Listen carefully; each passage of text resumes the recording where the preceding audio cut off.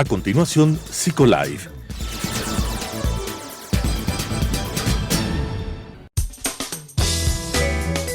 Clasificación A.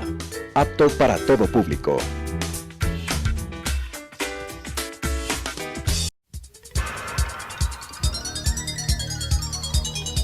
Las opiniones vertidas en este espacio por la producción y dirección del programa son de exclusiva responsabilidad de sus autores y de quienes intervienen en ellos.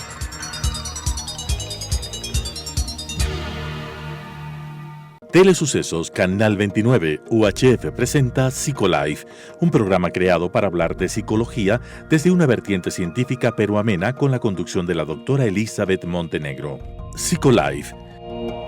Amigos de Psicolife, cambiando tu vida desde tu mente. Hoy, como cada semana, venimos a acompañarles con programas que estamos seguros que les ayudan a mejorar su bienestar emocional y también el bienestar y la salud mental de sus familias y de las personas que están cerca de ustedes. Hoy tenemos la presencia de Jacobo Recalde. Él es psicólogo clínico, ya nos ha acompañado varias veces en el programa y hoy queremos abordar con él un tema que realmente nos ha preocupado porque en las últimas semanas hemos escuchado de muchas personas que han intentado suicidarse o algunas que han logrado ese cometido. Y realmente consideramos que es una situación que ahora más que nunca en esta coyuntura que estamos viviendo es una situación de tomar en cuenta y de tomar también las medidas necesarias para evitar enfrentarnos a esa situación. Jacobo, bienvenido, gracias por estar aquí en Psicolife. Hola Liz, ¿cómo estás? Siempre es un gusto poder conversar contigo y con la gente que te ve. Gracias, Jacobo. Y bueno, yo quería preguntarte, ¿qué es lo que puede llevar a una persona a optar por acabar con su vida? A ver, en general, existen como algunas variables que se tienen bastante bien documentadas sobre qué tipo de factores suelen anteceder al tema del suicidio. Por ejemplo, hay una relación importante entre algunos trastornos mentales y la conducta suicida, como por ejemplo los problemas psicóticos, la esquizofrenia, ese tipo de problemas, la bipolaridad, la depresión o los trastornos de impulsividad, o sea, los trastornos concretamente en donde las personas tienen dificultades para regular su conducta en torno a los impulsos que generan, ¿no? Eso es como lo más cercano inicialmente.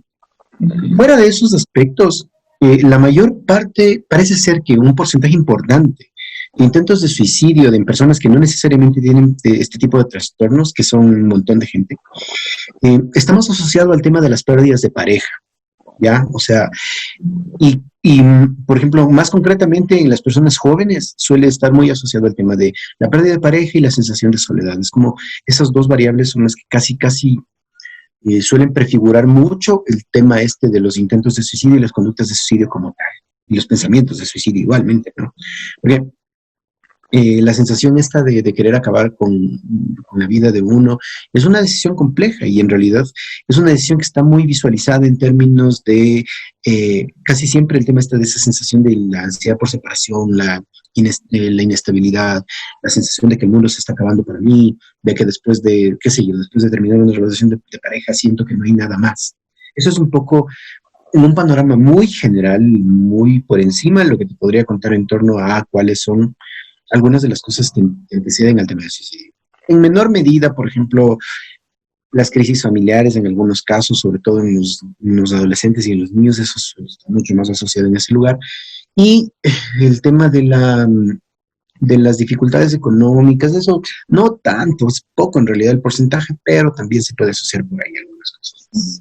Entonces, y el consumo de sustancias, ¿no? Y el consumo de sustancias también. Entonces, claro, y esta coyuntura que vivimos, este aislamiento, la crisis económica que también ha afectado a muchas personas, hace que esa sensación de soledad que tú nos dices, de desesperanza, pueda verse incrementada de alguna manera y encontrar como único camino, como única solución, el terminar con la vida de la persona, con la propia vida. Verás, lo que pasa es que se ha hablado mucho en relación al tema de cuánto afecta a la salud mental la crisis y la pandemia y el aislamiento. En términos generales no se sabe mucho sobre esto. Yo apenas pienso, esto que voy a decir capaz es medio sacrilegio, pero el tema es el siguiente. Aquí, por lo menos en el Ecuador, vivimos en una crisis perenne, básicamente, ¿no es cierto? Desde que tengo uso de razón hasta ahora, es como que yo nunca he visto un momento que digan qué buen año el que vivimos. No es así. Siempre es o golpes de, bueno, no golpes de Estado, pero que cae un presidente, que la no sé qué, que el fenómeno del niño, que los incendios, que etcétera, que la crisis económica, que la recesión, que la caída del precio del petróleo, todo, sí. Y todas estas crisis en su conjunto, yo creo que de alguna manera también han sopesado el hecho de que los ecuatorianos aprendamos, y los latinoamericanos, creo en general, aprendamos a vivir con esa incertidumbre como algo que pasa. O sea, hemos incluso, yo creo que esto de lo que hablan los psicólogos cognitivos sobre este fenómeno que se llama el sesgo de omisión, es básicamente que hay muchas cosas que pasan alrededor tuyo, pero que no les prestas tanta atención para poder continuar con tu vida. Es algo que funciona mucho en el ecuatoriano. Es como que ya dices, bueno, está ahí la pandemia, está ahí la crisis, está ahí no sé qué. Te afecta, sí, porque no consigues los recursos para subsistir de una manera digna, pero finalmente es algo con lo que los ecuatorianos hemos aprendido a convivir. Por eso, cuando, por ejemplo, empezaron a salir los datos acerca de cuántas atenciones se hacen en el Ecuador, el tipo de afectaciones que las personas tienen, el tipo de cosas que están ocurriendo, que por ejemplo la salud mental, estas cosas, yo lo cuestiono mucho porque digo, salimos de un montón de cosas y hoy por hoy yo, por ejemplo, cuando estuve haciendo algún voluntariado, atendiendo personas vía telefónica, lo que me topé es que al principio se trepó la curva de atenciones por la emergencia sanitaria y después paulatinamente se fue para abajo. Y cuando se fue para abajo, lo que notaba es que ya la gente no tenía tanta demanda y no pedía tanta ayuda, porque es como que, bueno, no el ecuatoriano, pero en general el ser humano es muy proclive a aprender a vivir con estas vicisitudes. O sea, es decir que de alguna manera ahí entraría en juego esta palabra que siempre le escuchan las personas, la resiliencia, ¿verdad? Aprendes a vivir con eso y aprendes a sortear esas situaciones. Eso por suerte, en la gran mayoría de personas. Pero hay personas que no logran manejar eso. Hay personas que realmente sienten que esta incertidumbre, estas pérdidas que tú nos mencionabas, tal vez estas pérdidas afectivas, sumergirse en el dolor y en la depresión también en muchas ocasiones, no les hace ver o les da una visión como de túnel, podríamos decir, donde no hay otra alternativa más, otra respuesta más que el acabar con la vida. ¿Hay un rango de edad en donde sea más recurrente la toma de esta decisión frente a otras? La verdad, ahí dentro del fenómeno de la pandemia, yo sí creo que la pandemia impactó negativamente en ciertos aspectos. Por ejemplo, en términos de las relaciones familiares, impactó negativamente en muchas familias. Ya venían con conflictos antes y, por ejemplo, el salir de casa, el ir a estudiar, el ir a trabajar, ese tipo de cosas es como que limitan la cantidad de conflictos que tienes entre personas cuando vives en un contexto. Pero la pandemia les obligó a quedarse juntos. Claro. Muchos matrimonios que estaban al borde de la separación definitivamente no lo lograron. Muchas relaciones, por ejemplo, qué sé yo, de novios, de novias que estaban ahí intentándolo, después de los primeros meses de la cuarentena tampoco lo lograron. Y esto sí significó pérdidas importantes. Personas que, por ejemplo, perdieron a familiares queridos, concretamente. Yo, por ejemplo, conozco a personas que han perdido gente cercana, ¿no? Por el tema de las infecciones.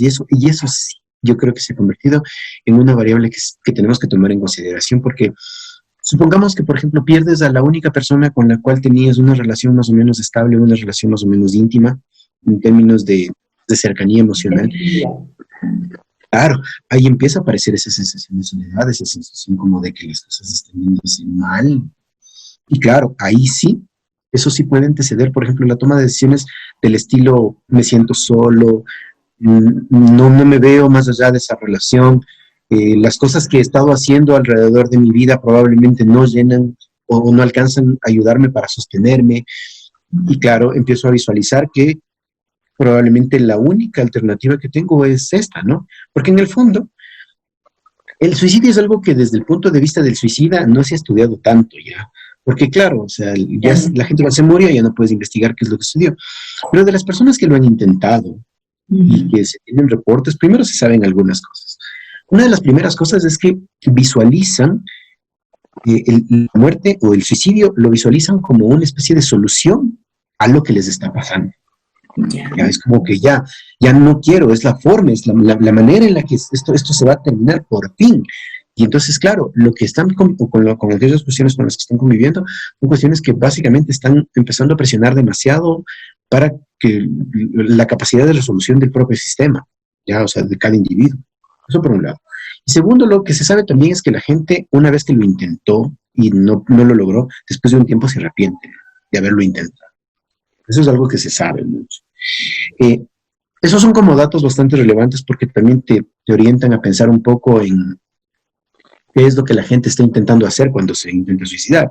Yo creo que verlo como hay mucha gente que lo define como un acto de valentía, como un acto de cobardía, el auto de ti mismo, esas cosas, me parecen más estereotipos y clichés clínicos que otra cosa. En realidad es como el aspecto decisional, el aspecto de cómo tomo una decisión de ese estilo es, creo, el más importante. No tanto el por qué, sino el cómo llegué a pensar que esta acción en concreto es la única manera en la cual yo puedo resolver lo que me está pasando. Eso quiere decir que mi vida, las cosas que están pasando en mi vida están de una forma intensa, ya sobrepasándome, ¿ya? Entonces creo que eso es importante de tomar en consideración ahí. Y es importante también, bueno, lo que tú acabas de mencionar es muy importante porque justamente es eso, ¿no? Es llegar al límite tal y la persona ya no encuentra otra alternativa más que esa. Y también creo que es importante que las personas que están alrededor se vayan dando cuenta que no es una decisión que ocurre de un día al otro, que es una decisión que se va, podríamos decir, gestando, ¿verdad? Y la persona va cada vez, va incubando esa decisión, esa alternativa en su mente y va ideando también las formas en las cuales serían las más efectivas para acabar con la vida con su propia vida. ¿Cómo se puede identificar? Porque si estamos diciendo entonces que esto se va ideando, se va gestando y se va tramando poco a poco, usualmente las personas que van a optar por esta decisión van enviando señales de alerta a los otros que son muy sutiles. ¿Cómo son esas señales, Jacobo? ¿Qué señales podríamos darles a las otras personas para que puedan identificar que algo, que una decisión de esas está próxima a ser tomada por un ser cercano? La verdad es súper ambivalente en realidad, porque cuando se investiga sobre estos aspectos dicen, sí, es que nos estaba avisando, se estaba despidiendo, pero en realidad si no hubiese pasado nadie se hubiese dado cuenta. Es como este sesgo de abstracción selectiva, de decir, ay, si nos hubiéramos dado cuenta. Pero es bien difícil. La mayor parte de veces lo que ocurre en realidad es que las personas empiezan a convivir como que no pasara nada. Y cuando empiezas a tratar de indagar sobre si hubo algún tipo de señal sobre ese aspecto, tú encuentras gran cosa, verás. Pero sí hay algunas conductas que te pueden, por ejemplo, orientar a pensar que es importante prestar atención. Por ejemplo, los cambios abruptos en el estado emocional, o sea, de la ira o de la felicidad a la tristeza, de la ira a la tranquilidad, ese tipo de como conductas es como que uno tiene que tenerlas en consideración, ¿ya? Porque son favorecedoras de tener conductas impulsivas y muchas veces alguien pues sí puede ser que esté pensando en que quiere morirse y eventualmente por una situación X automáticamente pasa alguna situación que genera mucha ansiedad y en esa lógica de esa ansiedad o en esa lógica de esa angustia interna que tiene la persona, toma una decisión impulsiva, ¿ya? Entonces, básicamente hay que tener mucho cuidado con estas cosas, con esta impulsividad. Y no solo por el tema del suicidio, sino también por otras cosas. El consumo de sustancias, las autolesiones, un montón de cosas por el estilo. Otro indicador que puedes... También, ¿no? Otro es, por ejemplo, cuando nosotros notamos que, por ejemplo, sobre todo esto se da más en los adolescentes y hoy por hoy también te diría que los jóvenes adultos, cuando, por ejemplo, tienen conflictos de pareja y nosotros notamos que el conflicto de pareja genera una reacción muy intensa, muy, muy potente en la persona, como que se conflictúa y automáticamente vemos que actúa como con desesperación. Ese tipo de cosas también es importante tomar en consideración porque también podrían ser la antesala de este tipo de pensamientos, de este tipo de cosas, ¿ya? A eso súmale el hecho de que probablemente la gente empieza a consumir demasiado, o empieza, pues notas que hay un incremento en el consumo de las sustancias, es como que de un consumo que es un consumo social, automáticamente empiezas a pasar a un consumo problemático, ¿no? Como que te empieza a tomar de más y notas que constantemente pasa ensimismado y ese tipo de cosas. Eso también pueden ser señales de que algo podría estar pasando. Otra cosa es que, por ejemplo, si hay antecedentes psiquiátricos en casa y hay justamente esta sensación como de una angustia exagerada, también eso puede ser un indicador importante porque no solo ahí tiene que ver con el tema del suicidio, sino también puede tener que ver con el hecho de, en esa sensación de tener que resolver algo o defenderme de alguna situación, a lo mejor termino agrediendo a alguien más. O sea, me puedo hacer daño a mí mismo y puedo hacer daño a alguien más. Eso, actualmente hay que estar un poco atento al tema de las redes sociales, porque en las redes sociales también, por ejemplo, el tema de acoso, el tema de estos retos virales que hay ahora ponen en riesgo la vida de muchas personas. Muchas veces. Más que inducir, yo veo, por ejemplo, en eso a mí, yo me cuestiono un poco sobre cuánto puede realmente inducir estos retos. Más bien a mí me da la sensación de que estos retos tienen impacto justamente en aquellas personas que ya están empezando o que ya han madurado esa idea internamente, ¿ya? Y claro, se convierte como en una especie de pretexto. Ojo, lo que estoy diciendo solo es una especulación. No tengo datos al respecto como para afirmarlo fehacientemente, porque sería arriesgado e irresponsable de mi parte. Pero tengo esa impresión, ¿ya? Y creo que una cuestión que también tiene que llamar la atención es la poca comunicación, sobre todo, por ejemplo, con los miembros de la familia. Cuando no hay demasiada esa sensación de cercanía y de sensación de que pido ayuda o pido apoyo a los otros. Ahí, normalmente, es cuando también hay el caldo de cultivo para ese tipo de cosas, y esas son señales negativas, no solo del suicidio, sino de otras cosas más. Justo de lo que tú decías era mi siguiente pregunta.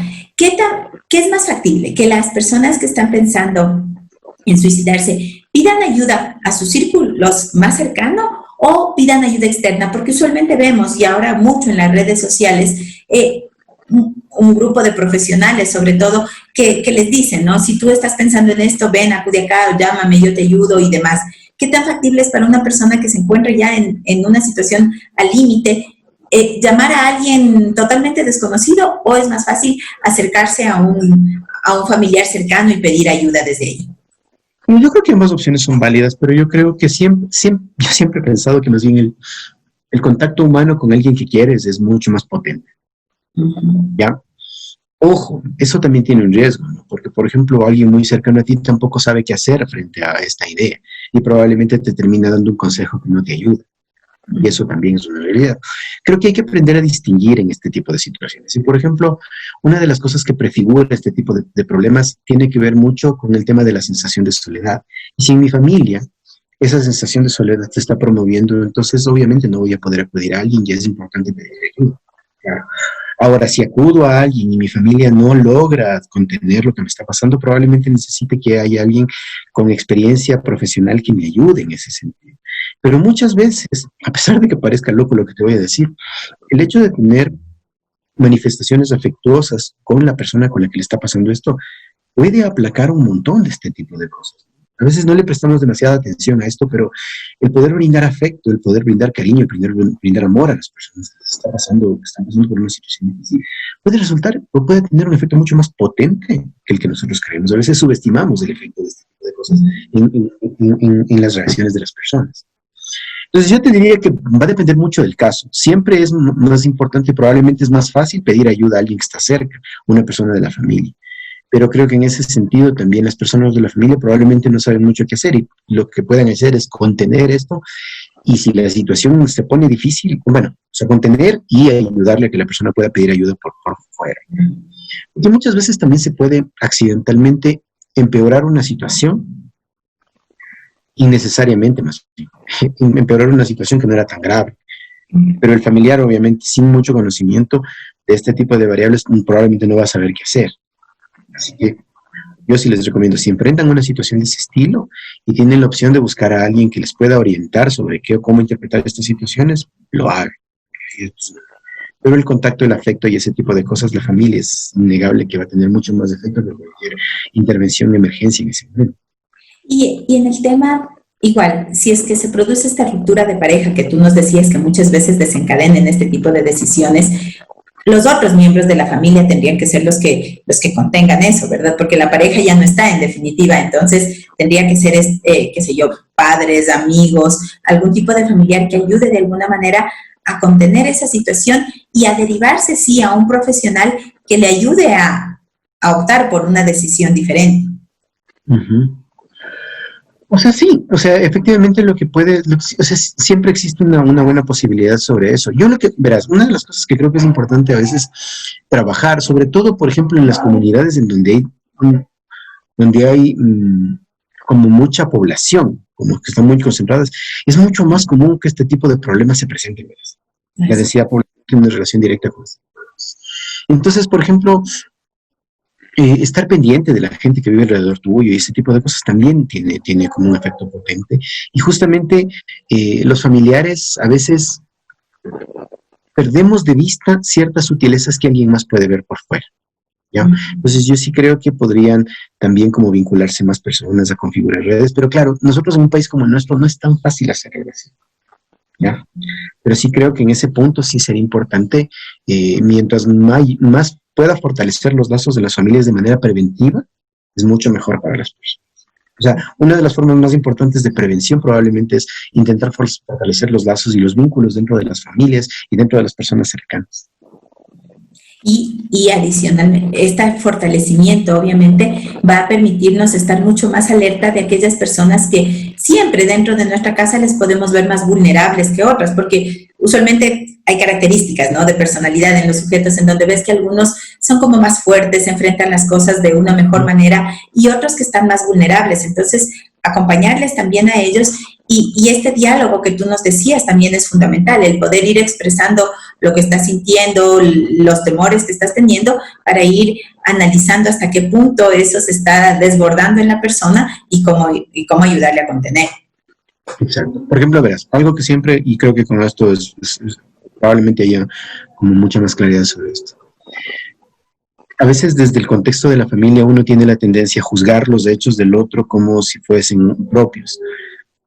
Es importante tratar de darle valor a lo que el otro está pensando y cómo el otro se está sintiendo, independientemente de lo que opinemos nosotros, ¿sí? A veces es importante validar que el sufrimiento es parte inherente de lo que sucede en la vida de los seres humanos, por un lado. Y por otro lado, uno tiene que entender que hay un montón de cosas que uno no sabe cómo hacerles frente. Y ahí yo digo, hay que apelar a la modestia. Modestamente creo que si no entiendo de lo que me están hablando o no entiendo cómo mejorar una situación, es preferible pedir ayuda o buscar a alguien. Porque yo sí he visto este tipo de cosas en donde, por ejemplo, la familia accidentalmente termina minimizando el problema y en esa minimización del problema o de la situación en concreto terminan empujando a que eso pase. Es como, ay, ¿por qué estás preocupado por esas tonteras? Cuando hay una relación de pareja, muchas veces el mensaje de la familia es, ¿por qué estás preocupado por estas tonteras? ¿Acaso vale la pena preocuparse por cosas? Y las relaciones de pareja son tan importantes de nuestra vida que probablemente son una de las fuentes de sufrimiento más importantes de los seres humanos. ¿Ya? Entonces ahí yo creo que es importante como hacer una apreciación mucho más amplia de quiénes somos y cómo estamos posicionados frente al mundo, y adicionalmente también establecer un criterio más compasivo con la gente que está alrededor de nosotros. Lo que Jacobo nos acaba de decir, estimados amigos, ayuda justamente a cerrar esta parte del programa y este programa, ¿no? El hecho de entender que el sufrimiento está en cada uno de nosotros, que todos tenemos diferentes formas de vivenciarlo, de sentirlo, que no es justo y no es lo apropiado invalidar esos sentimientos en la persona que los está teniendo, que el núcleo familiar es lo más importante y las personas más allegadas para contener a los demás. Siempre es importante observar cuáles son las reacciones de los otros, validar esas emociones, esos sentimientos. La familia puede ser el primer factor de contención para las personas que están pensando en tomar este tipo de decisiones, y después sí, fundamental, el buscar apoyo, el buscar una ayuda externa que le permita a la persona dotarse otra vez de herramientas para poder enfrentar la situación que se le presente y las situaciones que se les presentará de una manera en que no tenga que ser el acabar con su vida la decisión única para solucionar un problema. Creo que con eso vamos sintetizando todo lo que Jacobo nos ha dicho en este programa, todas tus apreciaciones tan valiosas realmente al respecto. Jacobo, agradecerte por habernos acompañado en Psicolife. Como siempre, ya sabes, las puertas están abiertas y nos gusta mucho contar con tu presencia porque aclaras mucho el panorama de los temas que vamos tratando. Muchas gracias, y bueno, gracias a todo el mundo. Y gracias a ustedes también, amigos de Psicolife, por acompañarnos semana a semana. Invitarles a que nos sigan también a través de nuestras redes sociales. Pueden hacerlo a través de Facebook, en SEAD Psicología. Este programa pueden volver a mirar y a compartir con las personas que ustedes consideren conveniente a través de YouTube, en Telesucesos Psicolife, y también pueden mirarnos a través de Instagram, en Psicolife SE. Hasta una próxima. Las opiniones vertidas en este espacio por la producción y dirección del programa son de exclusiva responsabilidad de sus autores y de quienes intervienen en ellos.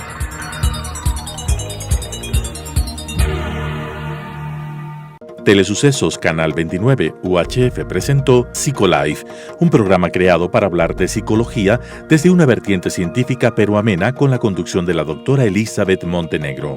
Psicolife